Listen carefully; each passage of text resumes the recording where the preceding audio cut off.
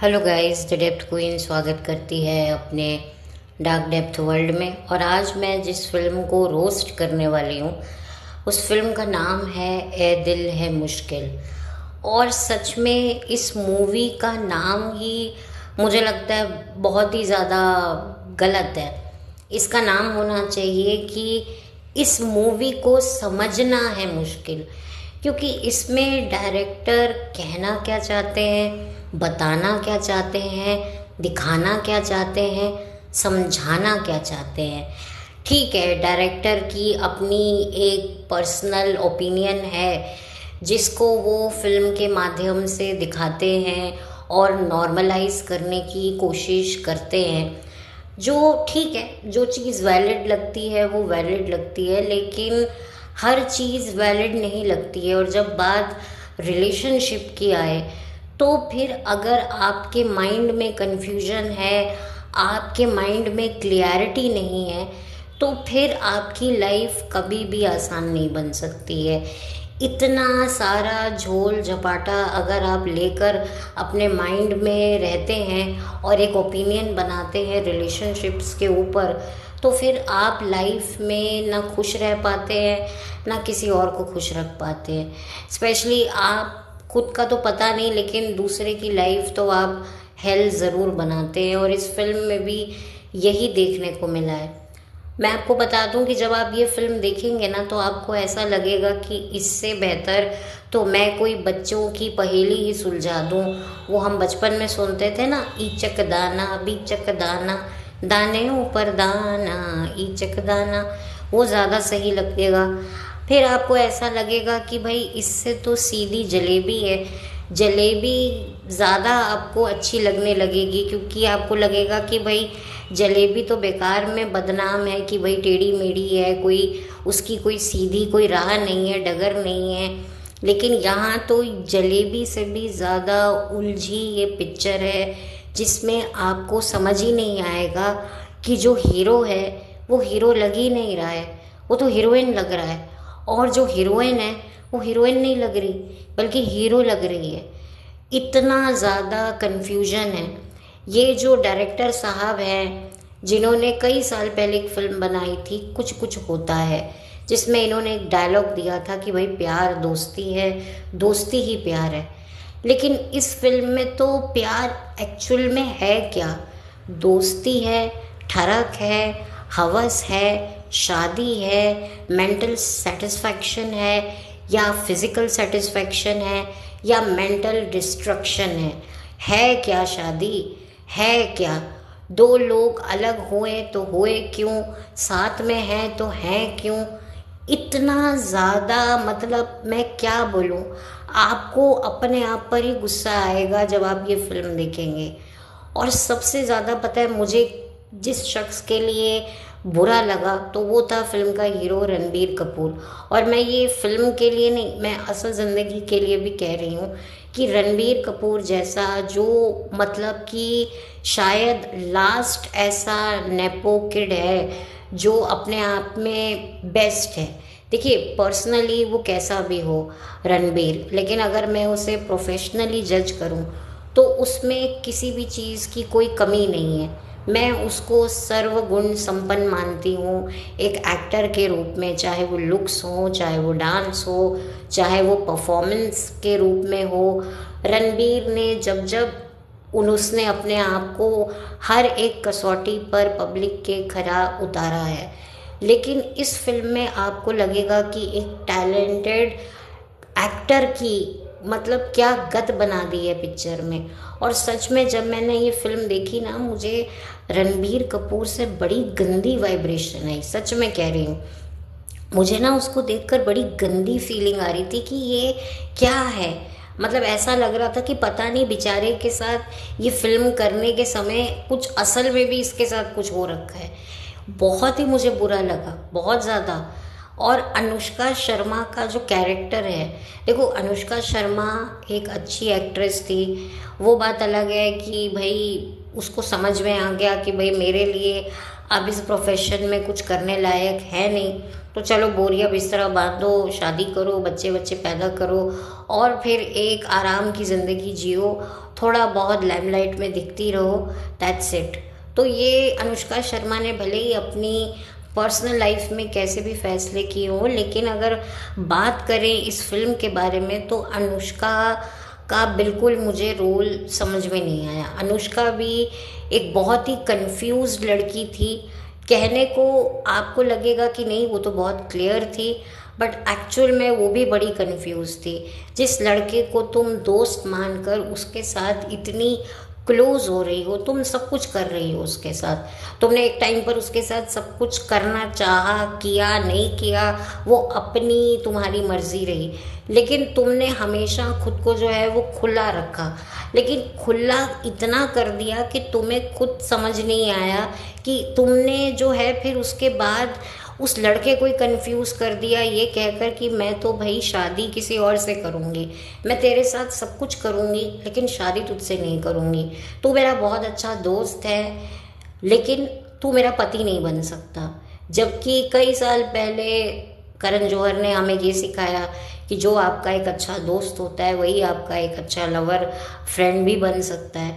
लेकिन यहाँ पर तो एक अच्छा फ्रेंड लवर बना ही नहीं, मतलब आखिरी मोमेंट तक वो नहीं बना। उसने सब कुछ किया उस लड़की के लिए, लेकिन उसके बावजूद भी जिसने उसकी कदर नहीं करी वो उसके पीछे गई, उससे शादी की। फिर जब उसको एक्चुअल में रियलाइज़ हुआ कि हाँ यार ये तो बंदा मेरे लायक है ही नहीं, जब वो वापस आई तो एक बीमारी को भी साथ में लेकर आई, बच्चे की जगह एक बीमारी को अपने साथ ले आई, और फिर उसके बावजूद भी वो लड़का जो है वो उसके साथ खड़ा रहा और एंड में वो लुखे का लुखा ही रहा।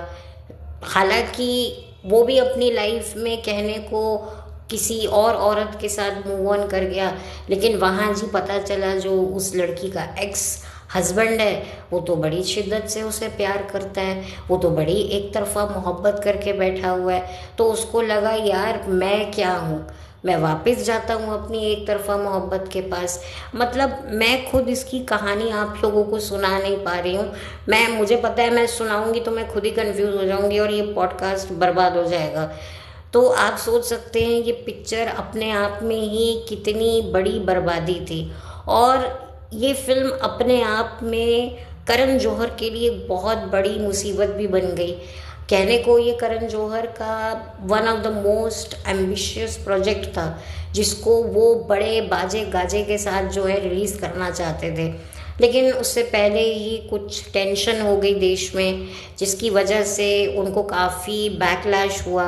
क्योंकि इस फिल्म में फवाद खान थे जो कहाँ के वासी हैं आपको पता ही है, जिसको लेकर काफ़ी ज़्यादा उनको बातें सुननी पड़ी और उनकी रिलीज़ पर एक तरीके से रोक लगा दी गई।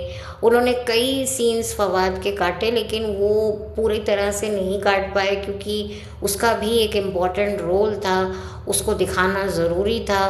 तो काफ़ी बैकलैश के साथ ये फिल्म रिलीज़ हुई, बट अनफॉर्चुनेटली ये फिल्म हिट हुई या फ्लॉप हुई ये मेरे लिए भी एक बहुत बड़ा क्वेश्चन है, क्योंकि मुझे नहीं लगता कि एक समझदार ऑडियंस इससे कनेक्ट हो पाएगी।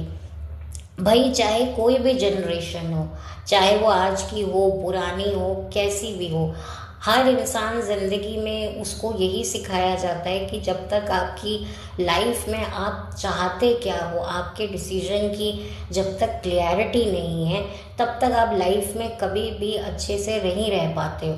और आप तो पब्लिक को मतलब ये सलाह दे रहे हो इस फिल्म के माध्यम से कि ज़िंदगी में क्लैरिटी होनी ही नहीं चाहिए, और रिलेशनशिप के मामले में तो इंसान जितना उलझा रहेगा उतना ही वो अपने ख्यालों में जो है वो मतलब एक अच्छी दुनिया में रहेगा। मतलब मैं खुद आपको शायद एक्सप्लेन ना कर पाऊँ क्योंकि ये पिक्चर ने इतना कंफ्यूज किया। और जो इसमें जो एक लड़के को दिखाया गया है, स्पेशली लड़कों की साइकोलॉजी के साथ जिस तरीके से खेला गया है वो मुझे और भी ज़्यादा बुरा लगा। अच्छा, इस फिल्म में एक ट्रेंड और भी सेट किया गया लड़कों के दोनों हाथों में मेहंदी लगाने का। एक्चुअली क्या होता है, लड़के मेहंदी तभी लगाते हैं जब उनकी शादी होने वाली होती है। वो सिर्फ अपनी वाइफ का एक छोटा सा नाम लिख देते हैं। सच कहूँ तो मुझे वो भी पसंद नहीं है लड़कों के हाथ में, लेकिन ठीक है, वो थोड़ा सा एक शगुन के तौर पर लड़के को लगाते हैं कि भाई वाइफ का नाम लिखो, वाइफ जैसे तुम्हारा नाम लिखती है तुम भी लिखो। लेकिन यहाँ पर तो एक अलग ही ट्रेंड सेट किया गया कि लड़कों के दोनों हाथों में मेहंदी। भाई मतलब मैं क्या बोलूँ, अब आपको लगेगा कि भाई इसमें क्या गलत है। बिल्कुल गलत नहीं है। देखिए पहले के ज़माने में क्या होता था, हम लोगों के टाइम पे जब हम छोटे होते थे तब लड़के ही शादियों में मेहंदी लगाते थे, मतलब हाथों में लड़कियों के लगाते थे, खुद नहीं लगाते थे, मतलब दूसरे को लगाते थे। आज भी करवा चौथ हो या कोई भी तीज त्योहार का हो, लड़कियां तो अब ये मेहंदी के वो खोल कर बैठी हैं कि हाँ भाई अब लड़कियां भी लगाती हैं। शादी ब्याह में कोई मेहंदी की रात हो तो लड़कियां लड़की को लगा रही होती हैं। पहले तो मेल्स ही लगाते थे, इनफैक्ट मेल्स पार्लर में जूड़े भी सेट करते थे, आपके हेयर कटिंग भी करते थे, वैक्सिंग वगैरह नहीं करते थे। अब तो खैर लड़के पता नहीं क्या क्या पेडिक्योर भी कर रहे हैं औरतों के, मतलब एक मेल स्टाफ रखा जाता है फीमेल कस्टमर को बड़ा वो संतुष्टि देने के लिए, वही उनकी जो है मसाजें कर रहे होते। कई पार्लरों में मैंने ऐसा सुना है, हालांकि मैंने देखा नहीं है लेकिन मैंने सुना है। तो अब आप देखिए कि दुनिया कहाँ से कहाँ आ रही है। लेकिन पहले भी लड़के इस तरह के काम करते थे, बट प्रॉब्लम ये होती थी कि अब वो चीज़ें ना उन पर हावी नहीं होती थी। अब आप देखिए लड़कों की पर्सनैलिटी कितनी ख़राब होती जा रही है। मैं जानती हूँ कि अब आपको लगेगा कि मैं थोड़ा सा टॉपिक से हट के बात कर रही हूँ या मैं कुछ फोबिक हूँ किसी चीज़ की। देखिए बात फोबिक की नहीं होती है। आप खुद देखिए कि एक लड़के की साइकोलॉजी को कितना ज़्यादा जो है डिस्टर्ब किया जाता है इस तरह से चीज़ें करके। और मैंने देखा है कई लड़कियां भी अपने बॉयफ्रेंड हस्बैंड को यही सब करवाने में उतारू रहती हैं। मतलब ऐसी मैंने रील्स भी देखी हैं कि लड़कियां अपने बॉयफ्रेंड के कपड़ों पे क्लचर लगा रही होती हैं, उनके बालों पे लगा रही होती हैं, उनको मेकअप भी कर रही होती है। मुझे बहुत ही अजीब लगता है और बड़ा ना गंदी सी फीलिंग आती है, क्योंकि आजकल आप देख रहे हैं जिस तरह से माहौल है, तो ये क्यों किया जाता है ये अगर आप समझें ना तो आपको पता चल जाएगा। और इस तरह की फिल्मों में ये चीज़ें दिखाना, तो आपको तो पता ही है कि बॉलीवुड जो है बड़े हिडन एजेंडे भी चलाता है। अब ठीक है, करण जौहर जो भी हैं, जो भी उनकी चॉइसेस हैं, वो एक उनका पर्सनल है। आप उसको नॉर्मलाइज करने के लिए आप जो है कितने लोगों की, कितने लड़कों की साइकोलॉजी से खेल नहीं सकते। ठीक है ना, कई चीज़ें देखो, अब मैं भी कई बातें करती हूँ, मैं भी व्यू पॉइंट रखती हूँ, लेकिन मैं ये नहीं कहती हूँ कि भैया ठीक है जिसको करना है वो करे, जिसको नहीं करना वो मत करे। लेकिन जो बॉलीवुड होता है, क्योंकि लोगों को पता है कि आज जो है पब्लिक बॉलीवुड से ही बहुत कुछ सीखती है।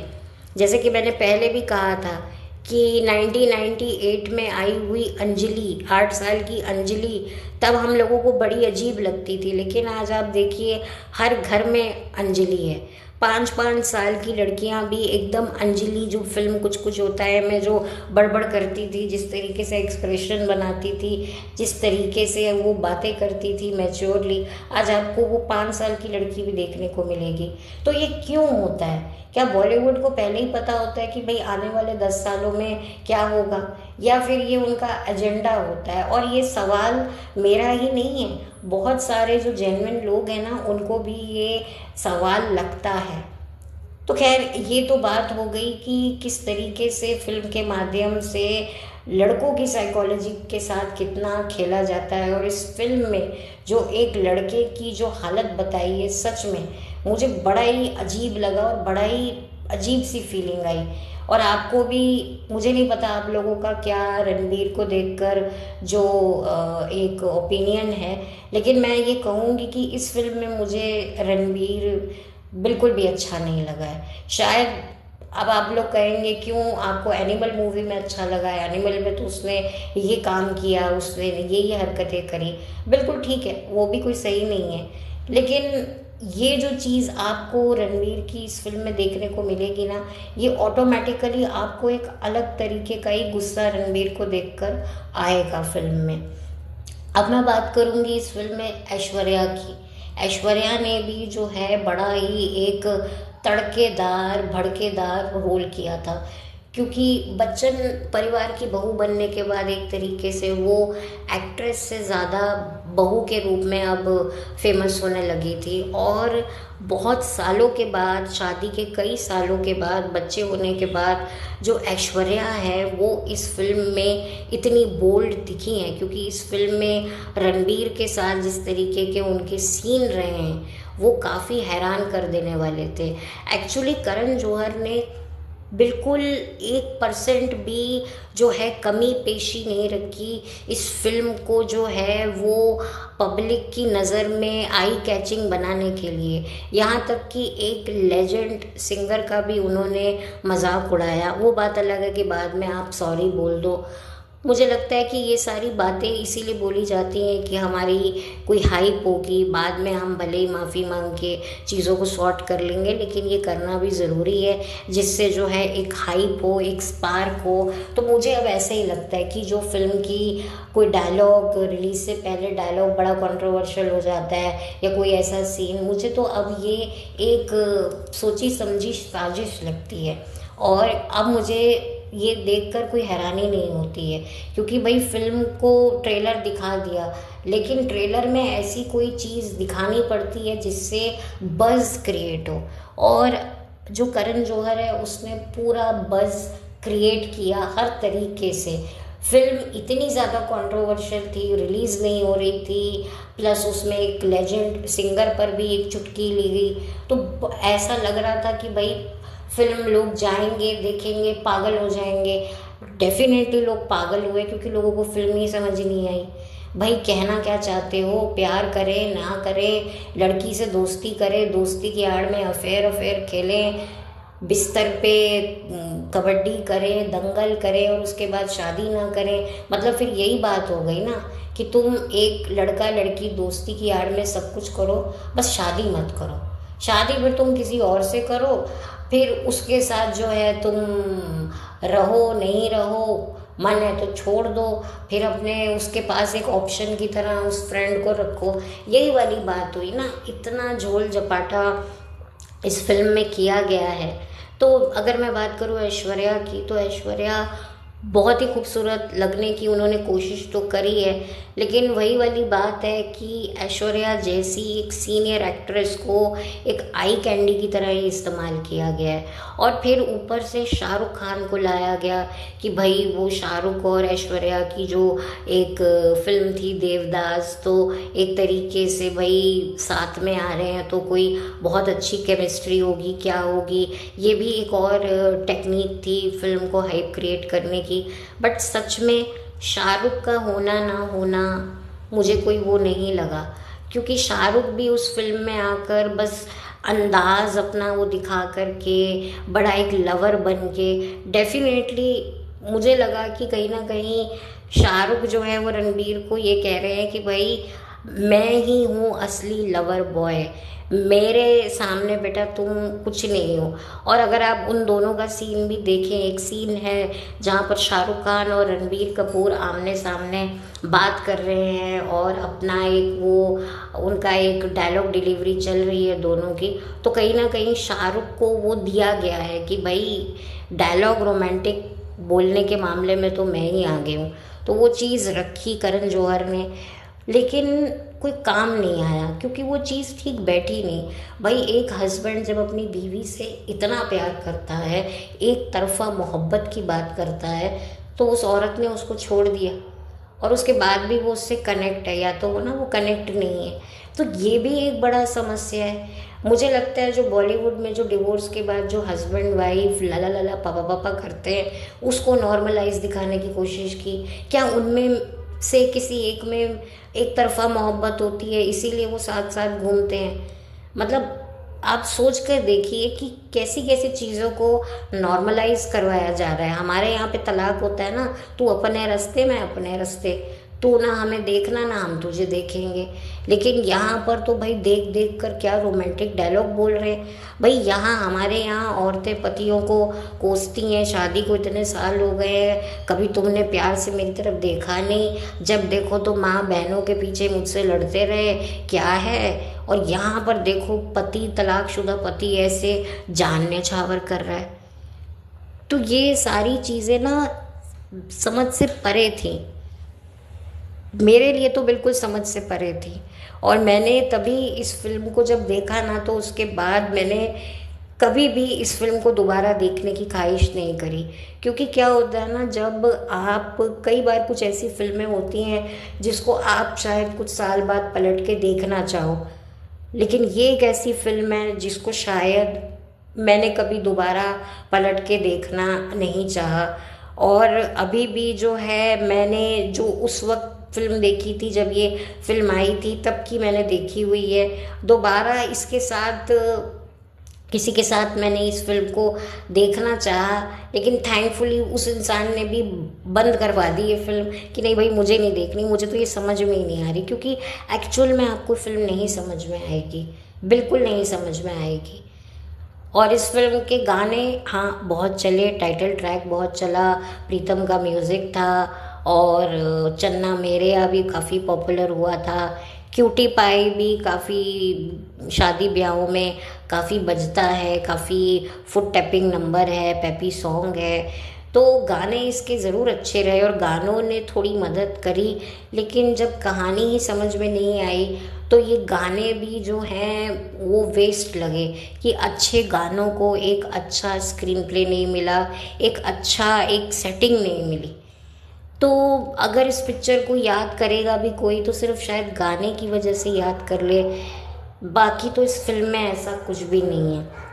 ये जो मेरा रोस्ट है ये थोड़ा सीरियस नोट पर है, क्योंकि वाकई ये फिल्म आपको सोचने पर मजबूर कर देती है कि क्या आने वाले सालों में जो हमारा यूथ है वो यही सब करेगा। और यही सब हो रहा है, ना शादियां चल रही हैं, ना लोग रिलेशनशिप में रहना चाहते हैं, ना ही लोगों के मन में आज की तारीख में इतना कन्फ्यूजन है, जिसके साथ हैं उसके साथ वो खुश नहीं है, जिसके साथ नहीं है उसके साथ रहने की कल्पनाएं करते हैं। तो ये कहीं ना कहीं मुझे लग रहा है कि ये फिल्म आई थी 2016 में और अब ऑलमोस्ट 9 साल हो चुके हैं।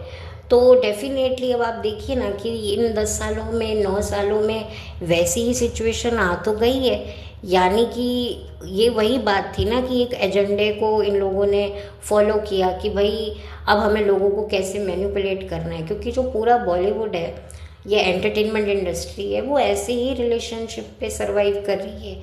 ये जिसके साथ हैं एक्चुअल में ये उसके साथ नहीं है, जिसके साथ नहीं दिखते हैं ये उसी के साथ है। तो उन्हीं चीज़ों को नॉर्मलाइज करने के लिए ये अपनी फिल्में बनाते हैं। और कुछ कामयाब हो रहे हैं, कुछ कामयाब नहीं हो रहे हैं। भले ही फिल्म नहीं चली जो भी है, लेकिन जो वो चाहते हैं उनके एजेंडे तो पूरे हो ही रहे हैं। और अब आप देखिए कि लड़कों की पर्सनैलिटी भी कहाँ जा रही है, वो अलग बात है, उस पर कभी मैं बाद में बात करूँगी। तो ये एक छोटा सा एक गुस्से वाला रोस्ट था, किसी के लिए हेट नहीं है, ना रणवीर के लिए, ना अनुष्का के लिए, ना शाहरुख के लिए, ना ऐश्वर्या के लिए, और करण जौहर के लिए तो बिल्कुल नहीं है। क्योंकि मैं जानती हूँ करण जौहर पिछले 5 सालों से बड़े परेशान चल रहे हैं, क्योंकि उनको इतना नेपोटिज्म की वजह से सुनाया गया जून 14 2020 के बाद कि वो उनकी जो हेल्थ है उस पर भी काफ़ी असर पड़ा। अब आप देखिए करण जौहर कितने पतले दुबले हो गए हैं, उनकी सेहत पर कितनी गिरावट आई है, उनका वज़न कितना गिरा है। तो आप सोच सकते हैं कि करण जौहर को भी काफ़ी बैकलैश मिला है। वो बात अलग है कि उसके बावजूद भी उनका जो नेपो प्रेम है वो ख़त्म नहीं हो रहा है। लेकिन हाँ, भले ही वो खुद ख़त्म हो रहे हैं, वो खुद उनका वज़न गिरता जा रहा है, लेकिन जो उनकी ज़िद है कि भाई मैं नेपो किड को ही लेके आऊँगा, तो वो हो रहा है। और चलो आप नेपो किड को लेकर भी आ रहे हो तो कोई कहानी तो ढंग की बताओ, कोई एक्टिंग तो अच्छी करवाओ। एक अच्छे खासे नेपो किड रणबीर कपूर का करियर भी आप एक तरीके से काफ़ी ज़्यादा ख़राब पड़ा। अब जाकर जो है एनिमल के बाद से रणबीर का कोई करियर संभला है, या बहुत हुआ तो एक संजू मूवी आई थी। बट इस पिक्चर से रणबीर के लिए, देखिए मुझे तो रणबीर का काम इस फिल्म में अच्छा नहीं लगा। नो मैटर, वो एक अच्छा एक्टर है, लेकिन इस फिल्म में अनफॉर्चुनेटली मुझे उनका काम समझ नहीं आया। बट कोई हेट नहीं है, और करण जौहर को से मैं उम्मीद करूँगी कि वो आने वाले दिनों में कोई बेहतर नेपो किड लेकर आए, या नहीं लाते हैं या जो भी लाते हैं, कुछ भी लाते हैं, कोई ढंग की चीज़ लाएं जिसे हम याद रखें। जैसे आज भी हमें कुछ कुछ होता है याद है, नो मैटर हम रोस्ट करें कुछ भी करें, लेकिन हमारी एक अच्छी यादें जुड़ी हुई हैं। लेकिन अब जो वो फिल्में लेके आते हैं उनसे कोई याद ही नहीं जुड़ी हुई है। मैंने K3G के ऊपर भी जो है रोस्ट किया था, आप लोग चाहें तो देख सकते हैं। तो कुछ ना कुछ तो वो यादगार फिल्में हैं ना, जिस पर हम अभी भी बात करते हैं, भले ही हंसते हैं जो भी करते हैं, लेकिन हमारी एक चाइल्डहुड मेमोरी से ये फिल्में जुड़ी हैं। ये फिल्म के बारे में मैंने बात इसीलिए की क्योंकि इसमें बहुत सारे पॉइंट्स थे जो सोचने लायक थे, जो पता नहीं आप लोगों ने सोचे भी होंगे या नहीं सोचे होंगे। तो ये थोड़ा अलग सा एक रोस्ट था, एक सीरियस रोस्ट मैं कह सकती हूँ। ये कोई फ़नी रोस्ट मेरे लिए तो बिल्कुल नहीं है। आई डोंट नो आपको कैसा लगेगा, आप लोग अपने ओपिनियन बताइएगा। मैंने इस फिल्म की कहानी आप लोगों से ज़्यादा डिटेल में बात नहीं करी है, क्योंकि अगर मैं कहानी पे बात करूँगी ना तो मेरा खुद का सिर चकरा जाएगा, क्योंकि ये वाकई बड़ी चक्रधारी पिक्चर है। वाकई इस फिल्म को समझना वाकई बड़ा मुश्किल है, बहुत मुश्किल है। तो जिन लोगों ने इस फिल्म को देखा होगा, समझा होगा, हैट्स ऑफ टू देम। और उनको जिनको अच्छी भी लगी होगी फिल्म, उनको भी मेरा बहुत बहुत प्रणाम है, साष्टांग। क्योंकि भैया मेरी समझ से तो ये फिल्म बहुत दूर है। तो चलती हूँ, लौट कर मिलती हूँ। Have a blessed day. Thank you so much.